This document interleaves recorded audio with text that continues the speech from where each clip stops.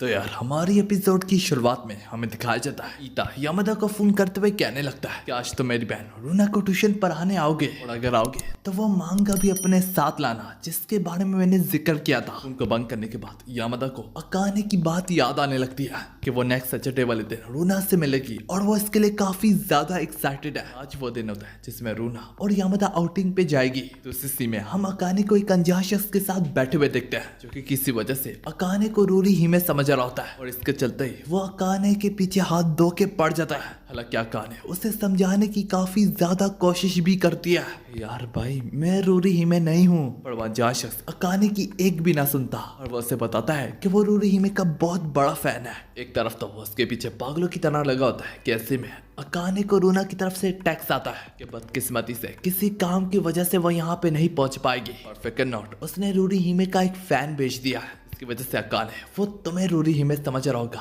उसके साथ great time को एंजॉय करो और मैं माफी चाहती हूँ कि मैं खुद पर्सनली वहाँ पे आ नहीं पाई। और ये टैक्स देखने के बाद अकाने के पैरों तले जमीन खिसक जाती है और वो फैन अभी तक लगातार दबाई जा रहा होता और कुछ अजीब और गरीब बातें करता चला जा रहा होता है, जिसे तंग आके फिलहाल अकाने वॉशरूम चली जाती है। वॉशरूम में खड़ी अकाने काफी परेशानी से सोचने लगती है आखिर ये सब कुछ क्या हो रहा है।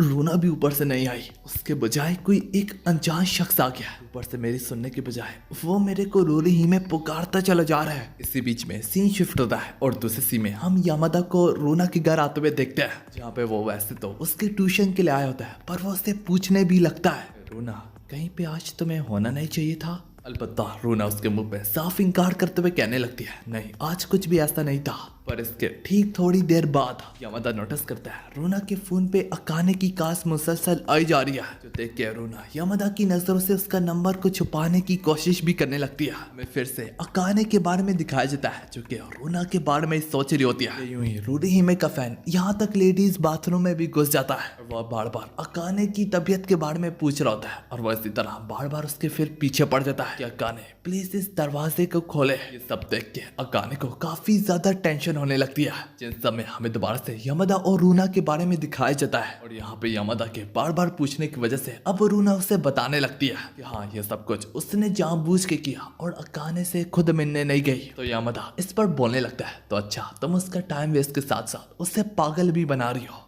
तो रूना आगे से बोलने लगती है फिक्र मत करो, मैंने अपने बाइक के अकाउंट से किसी फैन को मैसेज करके वहां पे भेज दिया है। तक कुछ सुनने के बाद यामादा उठ के फौरन से अकाने के पास जाने लगता है और तब तक बाहर से ईता भी इसी रूम में दाखिल होता है और होते सारे वो यामादा और रूना को थोड़ा सा परेशान पाता है। अब दूसरे सीन में यामादा ने ईता को भी सारा का सारा मामला समझा दिया होता है, जो सुन के ईता अपने अकाउंट खोल के अपने उन्हीं मैसेजेस को देखने लगता है जो कि उसकी बहन ने किए होते हैं और टेक्स्ट को देख के ईता कहने लगता है ये जगह ज्यादा दूर नहीं है और पास में अकेली बैठी अब रूना यामादा और अपने ग्रुप की पुरानी फोटोज को देख के सोचने लगती है कि अकाने के आने से पहले हर कोई उसके ही फोकस पे रहता था। ईता यहाँ पे कमोटो को बुलाता है और उसकी गाड़ी में बैठ के ये लोग जा रहे होते हैं पर कमोटो काफी ज्यादा फिक्रमंद हो रहा होता है। कमोटो रोते हुए काफी अग्रेसिव तरीके से गाड़ी चला रहा होता है क्योंकि उससे लग रहा होता है शायद से अकाने कहीं किडनैप ही ना हो गई हो। गाड़ी में सवार अब ईता अपनी बहन से कहने लगता है ओए तुमने उससे माफी भी मांग लिया जब तुम उसे देखोगी। पर रूना अकाने से काफी ज्यादा जेलस और नफरत करती होती है तो वो यहीं पे पहले ही लम्हे में इनकार कर डालती है और उससे काफी ज्यादा गुस्सा होता है कि हर वक्त बस अकाने अकाने के चर्चे क्यों होते चले जाते हैं। और अब थोड़ी देर में वो सारे के सारे उसी जगह पे पहुंच जाते हैं जहाँ पे अकाने मौजूद होती है।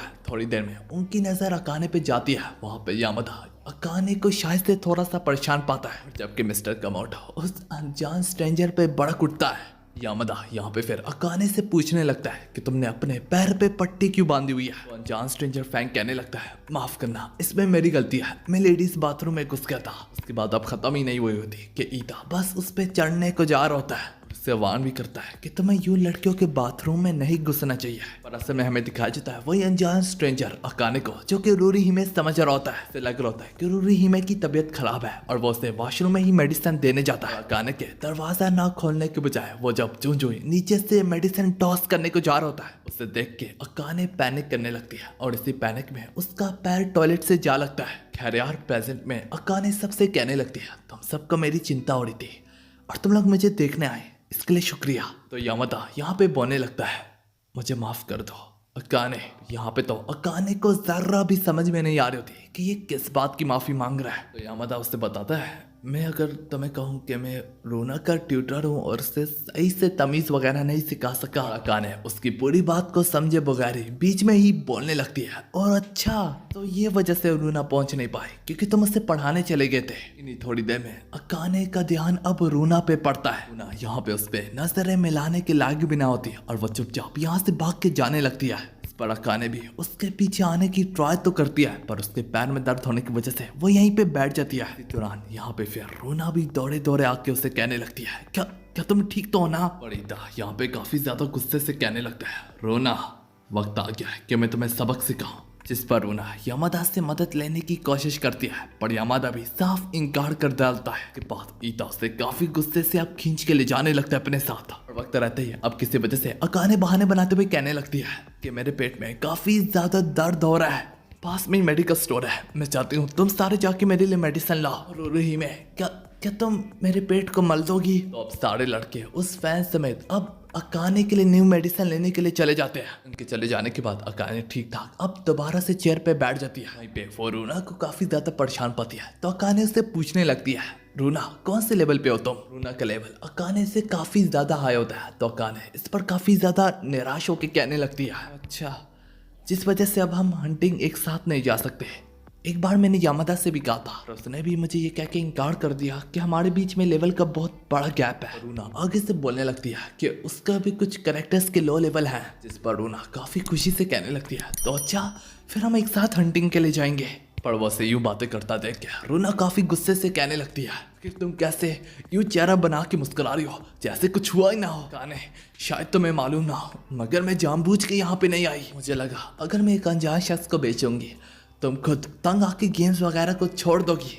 वाह क्या बेतुका कॉन्सेप्ट है इस लड़की का। खैर यार अकाने उससे कहने लगती है, ये सख्ती वक्ती मैं तुम्हारे भाई पे छोड़ती हूँ, वैसे भी मैं तुम्हारे करीब होने के लिए यहाँ पे मिलने आई थी, और जबकि अब हम मिल ही गए हैं तो क्यों ना एक दूसरे को जाने। मुझे काफी खुशी है मैंने गिल्ड को ज्वाइन किया, और मैं जानती हूँ वो तुम्हारे काफी कीमती दोस्त है, तो मैं यही कहने आई थी कि मुझे भी अपने सर्कल में घुसने दो। वाह व्हाट अ कोइंसिडेंस, मुझे भी अकाने के सर्कल में घुसने का शौक है। पर अब इतना कुछ सुनने के बाद रूना की आंखों में आंसू बढ़ाते हैं और वो रोते हुए उससे माफी मांगती है। जिन सब में अब ये सारे बॉयज वगैरह भी लौट के आ रहे होते हैं। यहाँ पे ईता और कामोटो रो रहे होते हैं इस रोना की हरकत की वजह से, और इसी में रोते दौरान सबसे पहले एज यूजुअल यामादा की नजर ही अकाने पे जाती है, और वह नोटिस करता है कि अब रोना और अकाने की काफी अच्छे तरीके से बन रही है, और यामादा यहाँ पे अकाने को हंसता और मुस्कुराता हुआ पाता है। और इसी के साथ आज की हमारी ये वाली एपिसोड भी यहाँ पे खत्म होती है।